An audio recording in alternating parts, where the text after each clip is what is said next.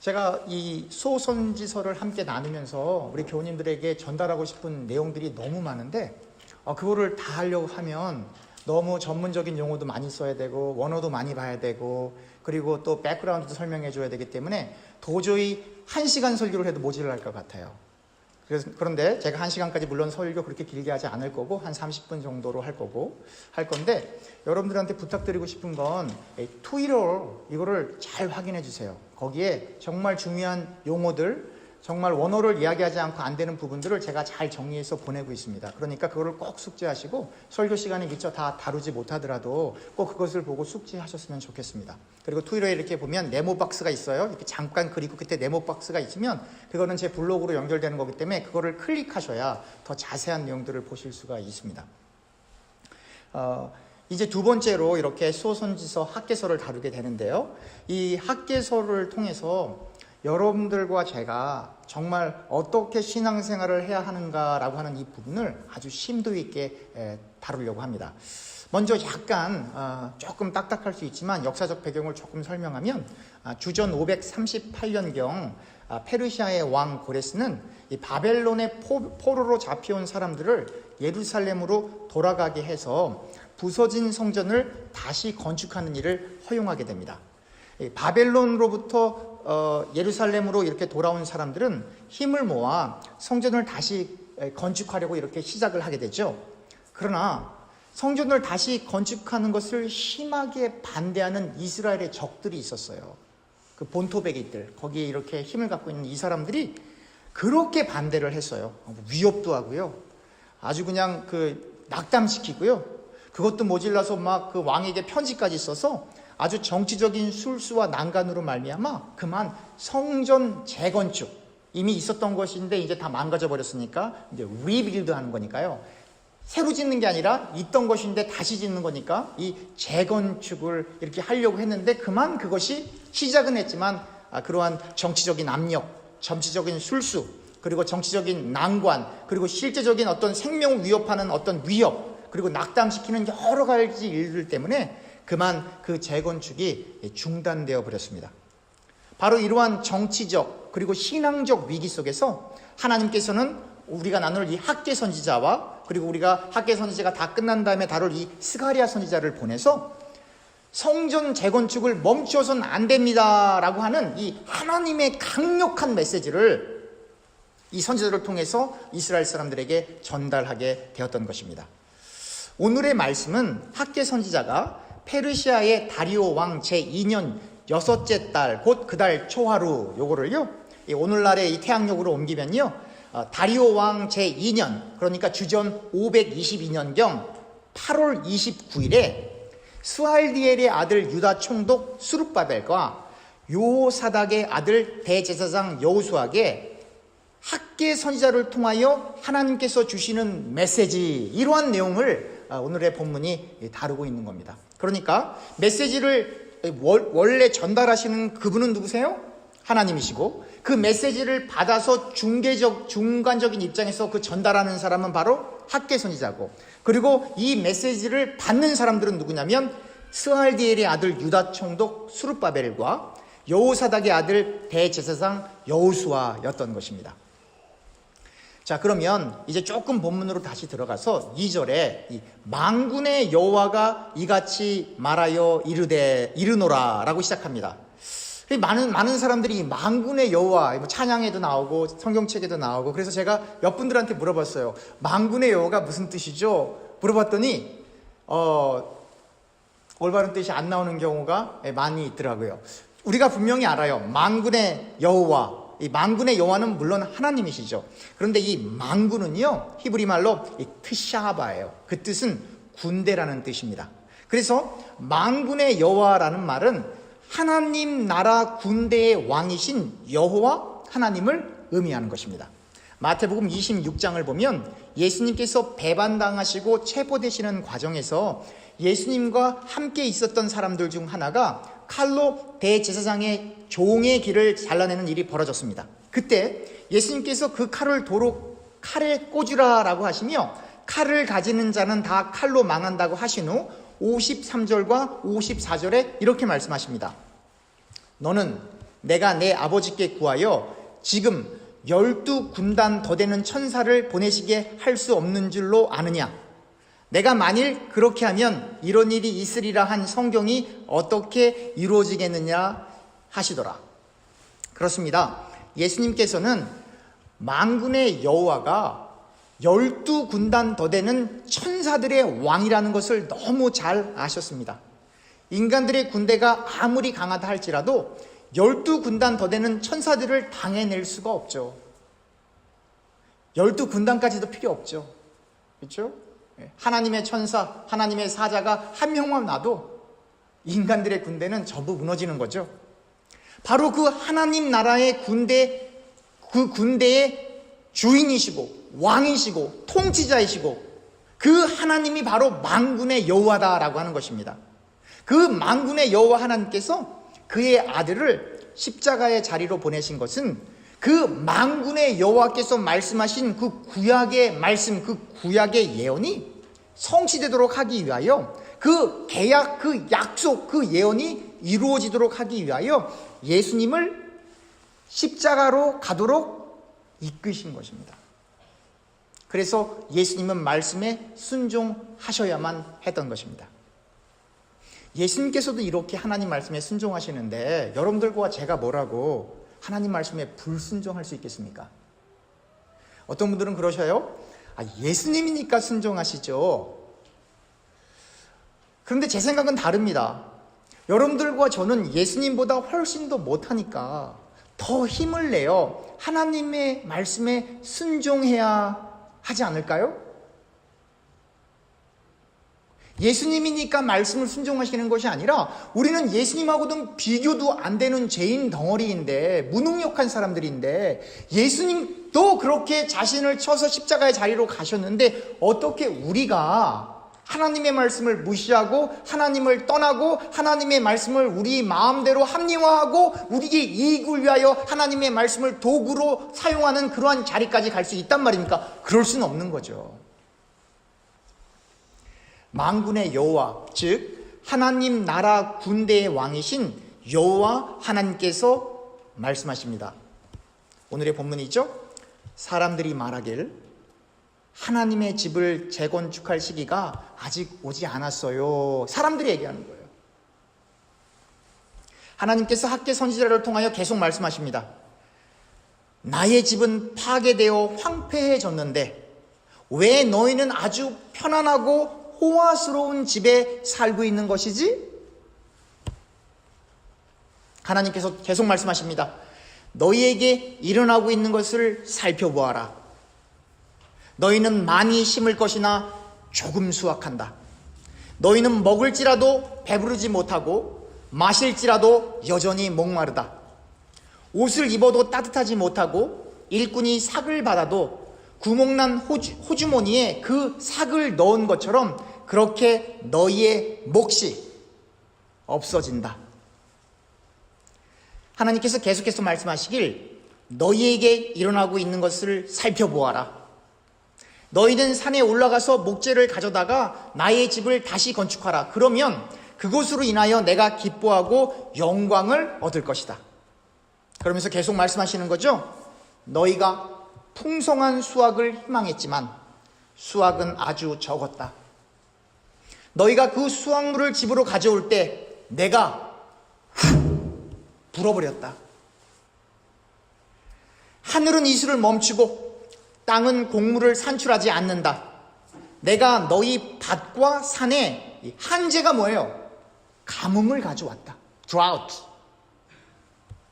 이 가뭄으로 곡물, 포도, 올리브나무 그리고 다른 모든 작물들을 마르게 했다. 이 가뭄으로 너와 너희 가축들을 굶주리게 했다. 이 가뭄으로 너희가 그렇게 열심히 일해서 얻으려고 했던 모든 것들을 파괴시켰다. 하나님께서 말씀하십니다. 내가 왜 그랬는지 아니? 나의 집은 황폐하였으나 너희 모두는 너희 좋은 집을 짓는데 바쁘고 분주했기 때문이다. 이 구약시대의 하나님의 집은 바로 성전입니다. 이 성전에서 하나님의 백성들은, 이스라엘 백성들은 하나님을 만났습니다. 하나님께 예배했습니다.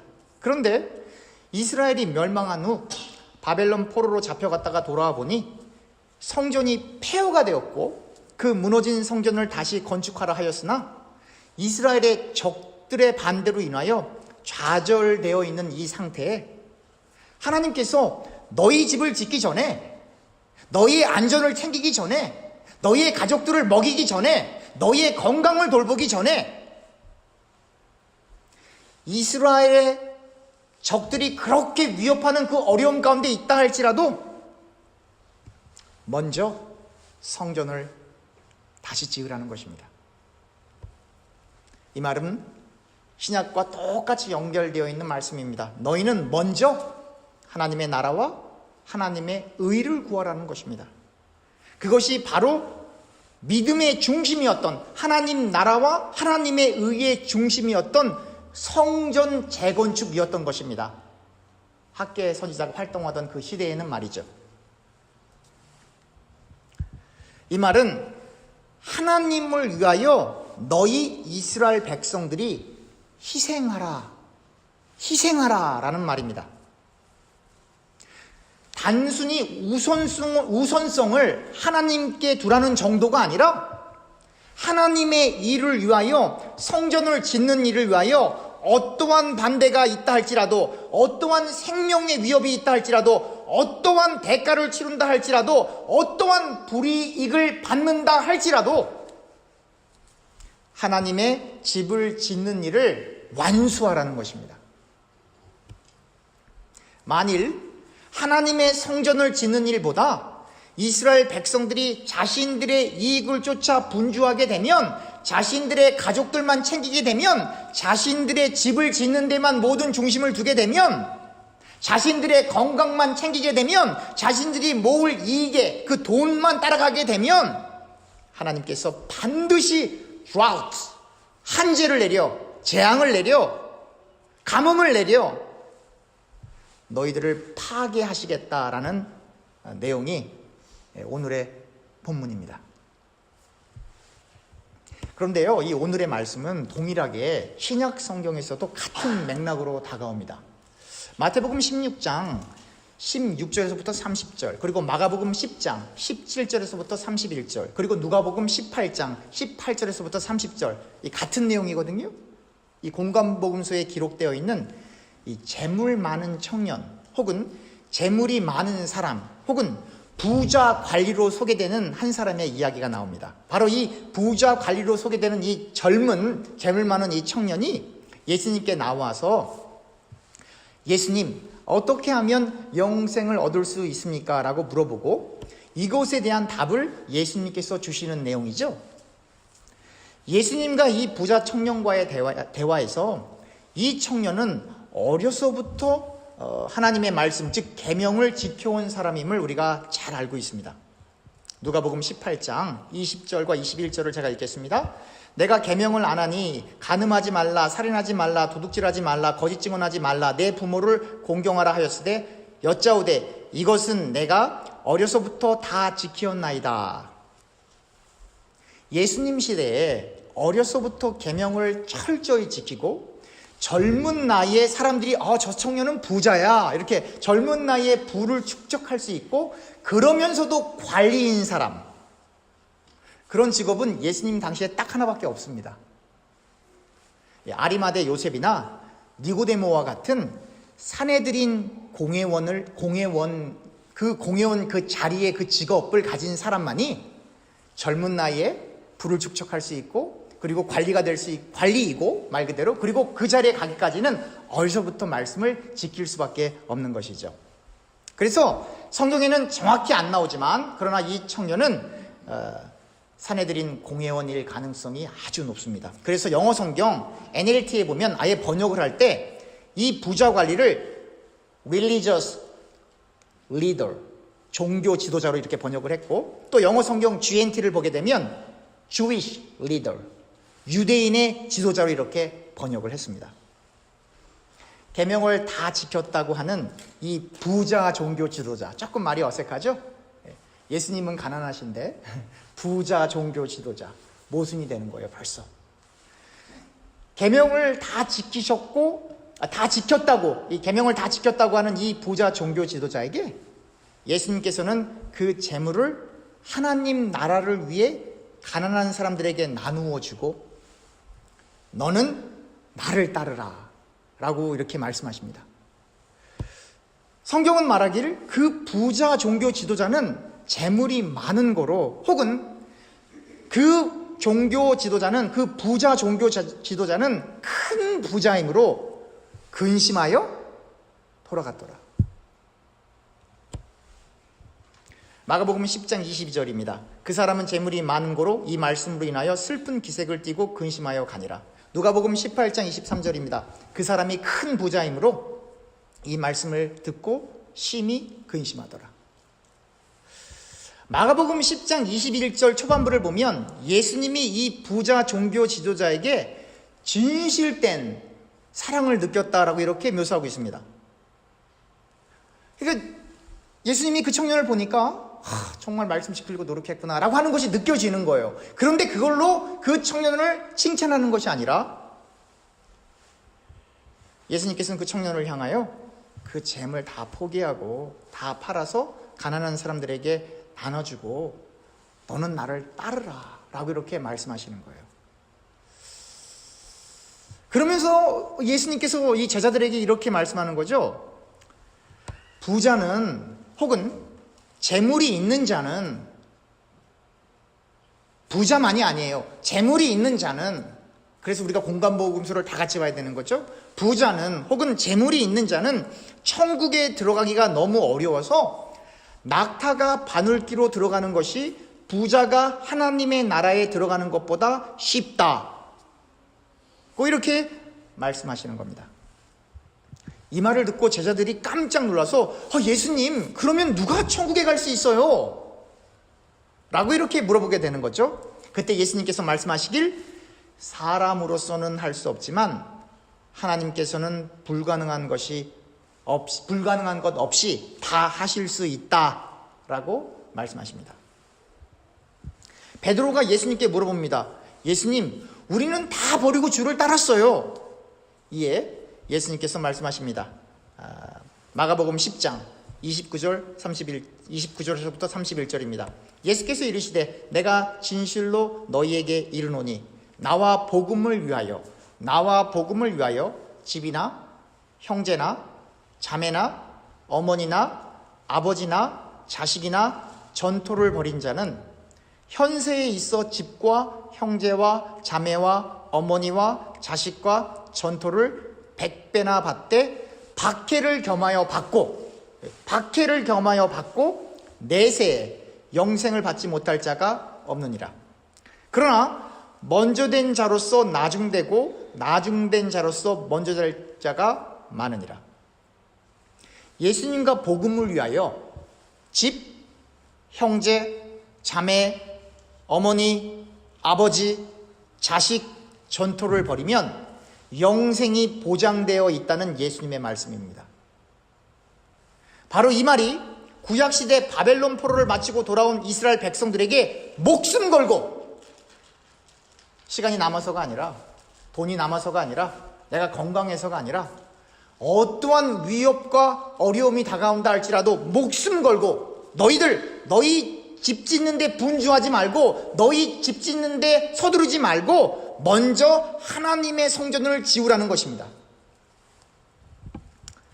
그 성전을 짓다가 목숨을 잃어버릴, 혹은 가지고 있는 모든 재산을 내려놓는 일까지 생긴다 할지라도 성전을 지으라는 것입니다.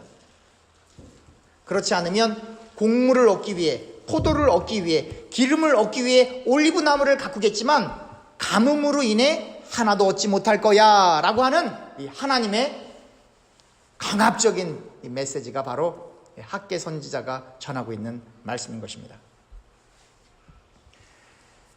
마태복음 6장 31절부터 34절을 보면 그러므로 염려하여 이르기를 무엇을 먹을까? 무엇을 마실까? 무엇을 입을까 하지 말라. 이는 다 이방인들이 구하는 것이라. 너희 하늘 아버지께서 이 모든 것이 너희에게 있어야 할 줄을 아시느니라. 그런즉 너희는 먼저 그의 나라와 그의 의를 구하라. 그리하면 이 모든 것을 너희에게 더하시리라. 그러므로 결론이죠. 내일 일을 위하여 염려하지 말라. 내일 일은 내일이 염려할 것이요 한날의 괴로움은 그날로 족하니라. 우리가 하나님에게 기도해야 될 기도 제목들을 여기서 다 발견하게 되는 거죠. 우리 여러분들과 제가 하나님께 구해야 될 것은 하나님의 나라와 하나님의 의를 구해야 돼요. 그런데 참 불행하게도 많은 신자들이 무엇을 먹을까? 무엇을 입을까? 무엇을 마실까를 구하는 기도를 더 많이 하는 것 같아요. 하나님 이거 들어주셔야 돼. 이번엔 꼭 성공해야 됩니다. 부터 시작을 해서 하나님 이거 안 들어주시면 저 교회 안 나갑니다. 하나님 협박까지 하고 하나님 저 이번에는 이 돈 받아야 됩니다라고 하는 경제적인 무엇을 입을까 마실까 먹을까에 해당되는 그 내용들을 열심히 기도하다가 그만 하나님의 나라와 하나님의 의를 구하지 못하고 기도를 마치는 경우가 우리에게 너무 많지 않나. 그런데 하나님은, 예수님은 너희가 필요한 거 하나님이 다 아셔. 그런 거 구하지 말고 하나님 나라와 하나님의 의를 진심으로 구하게 되면 너희가 필요한 것들은 다 받게 되어 있어라고 말씀하시는 아주 역설적인 말씀을 하나님께서, 예수님께서 주시는 것이죠. 이 하나님의 나라, 하나님의 의, 바벨론 포로 후 성전 재건축, 예수님과 복음을 위하여 집, 형제, 자매, 어머니, 아버지, 자식 전토를 벌이는 일, 부자 종교 지도자가 재물을 포기하고 예수님을 따르는 일, 전부 같은 맥락이에요. 사랑하는 교우님들, 저와 교우님들이 이 세상에 우리의 이름으로 소유하고 있는 모든 것이, 그게 땅이든 집이든 자동차든 통장이든 뭐가 됐든지 간에 여러분들과 제 이름으로 소유된 그 모든 것들이 여러분들과 제 게 아니에요. 지금 그 얘기를 하고 있는 거예요. 제가 여러분들에게 헌금 많이 내라 그런 얘기하는 거 절대로 안, 여러분 저 아시죠? 저는 여러분들이 헌금 많이 내면 부담스러워요. 걱정이 돼서. 네. 정말로 그런 얘기하는 게 아니에요. 여러분들과 제가 소유하고 있는 그 모든 것들이 하나님 거예요. 거기에 여러분들의 이름으로 되어 있어도 아니에요. 그거 우리 거 아니에요. 그래서 저와 여러분들은 방탕할 수가 없는 거예요. 이론도 헛되이 쓸 수가 없는 거예요. 노름할 수 없는 거예요. 사치할 수 없습니다. 헌금을, 하나님께 드리는 이 헌금을 혹은 연보를 액수와 상관없이 무성의하게 내가 무슨 클럽에 가서 회비 내듯이 그렇게 헌금하시는 분들이 있어요. 그렇게 할 수는 없는 겁니다. 또 교회가 그 헌금을 1원이라도 헛되이 사용할 수 없어요. 1원이라도. 1 cent. That's not yours. 하나님 거예요. 교회에서 사용되는 모든 헌금은 1원이라도 전부 영수증을 다 첨부하여 투명하게 사용해야만 해요. 저를 비롯한 우리 장로님들, 그 어떠한 멤버라고 할지라도 영수증 없이 1원도 쓸 수 없어요. 우리 교회에서는.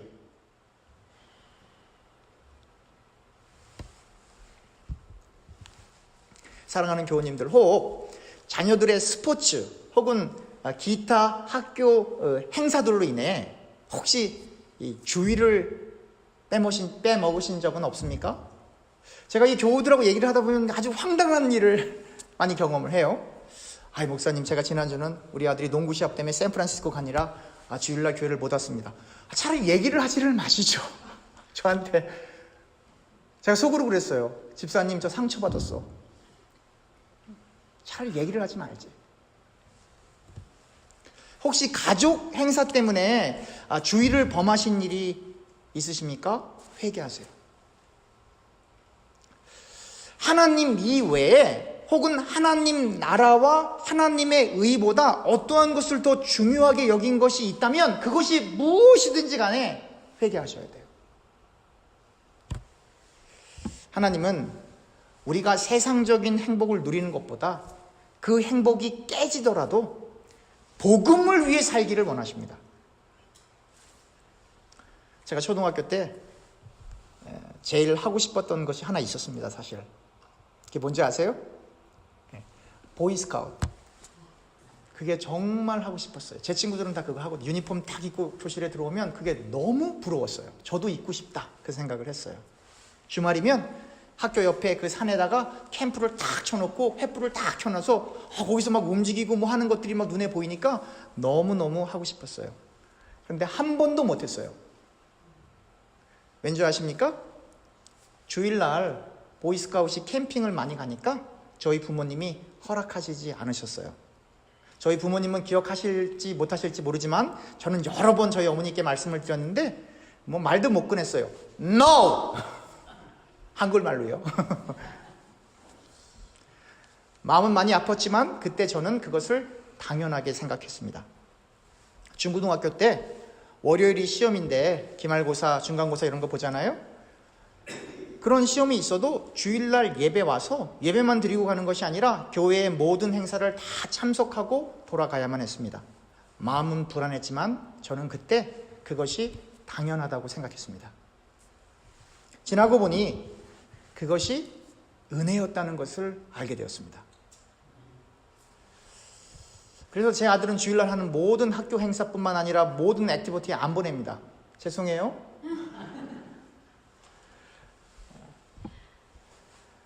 저는 오늘의 말씀을 통해 교우들에게 억지로 무엇을 요구하고 결단하고 뭐 이런 걸 얘기하는 게 결코 아닙니다. 원하지 않습니다.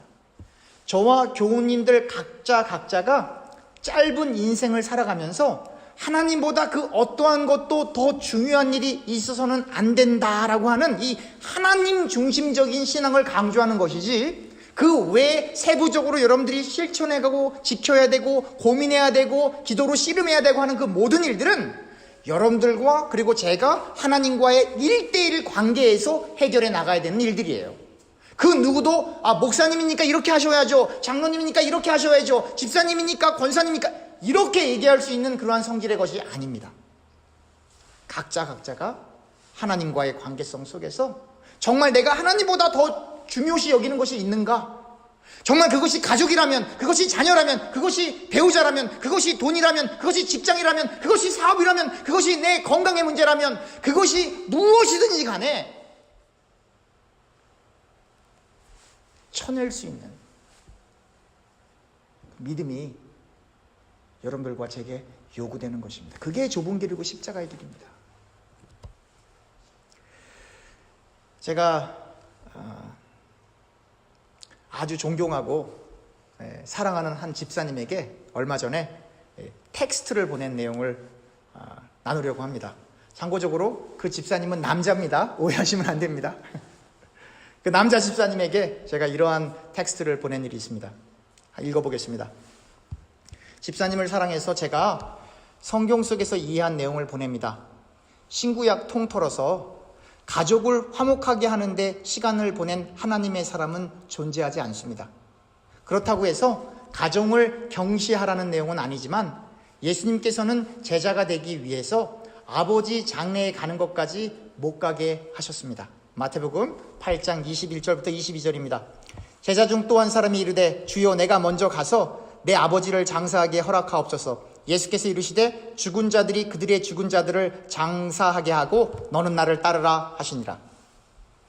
현실과 차이는 물론 있겠지만 신앙은 늘 극단이었고, 그래서 예수님의 제자들은 늘 목숨을 걸어야 했습니다. 오늘날에 들어 목사들이 가정을 살리기 위한 설교들을 많이 하지만 그 내용 자체가 성경에서 말하고 있는 핵심은 아닙니다. 현 시대에 요구되기 때문에 교회를 튼튼히 하기 위해 분명히 필요한 내용이지만, 그러나 예수님이 당부하신 말씀은 아닙니다. 하지만 자기 자신을 부인하고 예수님을 따라가다 보면 원수까지 사랑해야 하니 당연히 가정을 사랑해서 가정천국을 이루겠지요. 그러나 그것이 본질이라고 생각한다면 그 사람은 예수님의 제자는 되지 못할 것입니다. 마태복음 10장 34절부터 39절입니다. 내가 세상에 화평을 주러 온 줄로 생각하지 말라. 화평이 아니요 검을 주러 왔노라. 내가 온 것은 사람이 그 아버지와 딸이 어머니와 며느리가 시어머니와 불화하게 하려 함이니 사람의 원수가 자기 집안 식구리라. 아버지나 어머니를 나보다 더 사랑하는 자는 내게 합당하지 아니하고 아들이나 딸을 나보다 더 사랑하는 자도 내게 합당하지 아니하며 또 자기 십자가를 지고 나를 따르지 않는 자도 내게 합당하지 아니하니라. 자기 목숨을 얻는 자는 잃을 것이요 나를 위하여 자기 목숨을 잃는 자는 얻느니라.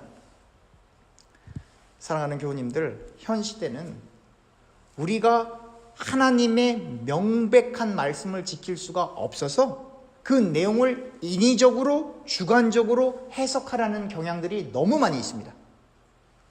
하지만 저와 교우님들은 기록된 그 말씀을 우리의 수준으로 끌어내리지 말고 우리의 수준에 맞게 그 말씀을 끌어내려 합리화하여 우리의 행함을 정당화하지 말고 어쩌면 불가능해 보일 것처럼 힘들지만 예수님이 말씀하신 그대로 우리가 할 수 있는 범위 내에서 최대한 십자가를 지고 예수님을 따라갈 수 있기를 간절히 축원합니다.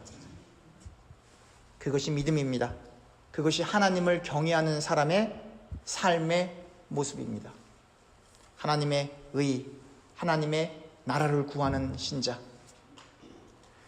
죽을 것 같은 위협에도 불구하고 바벨론 포로 후 성전 재건축을 감행해 나가는 이스라엘의 남은 자들. 복음과 예수님을 위하여 집, 형제, 자매, 어머니, 아버지, 자식, 전토까지도 버려야 하는 일이 있다면 아브라함처럼 그의 아들 이삭을 번제의 제물로 모리아에 있는 한 땅으로 데려갈 수 있는 그 믿음. 부자 종교 지도자가 제물을 포기하고 예수님을 따라가야만 영생에 이룰 수 있다라고 하는 그 예수님의 가르침을 그건 한낱 스토리지, 한낱 이야기지, 나와 상관없는 이야기지라고 생각하지 마시고 오늘의 이 부담스러운 말씀이 저와 여러분들에게 무엇을 시사하고 있는가? 이 부담스러운 말씀이 저와 교우님들 그리고 우리들과 하나님과의 관계에서 어떻게 하는 것이 올바른 신앙인가? 라고 하는 그 부분을 심도 있게 생각해 볼 수 있기를 주님의 이름으로 부탁드립니다. 기도하겠습니다.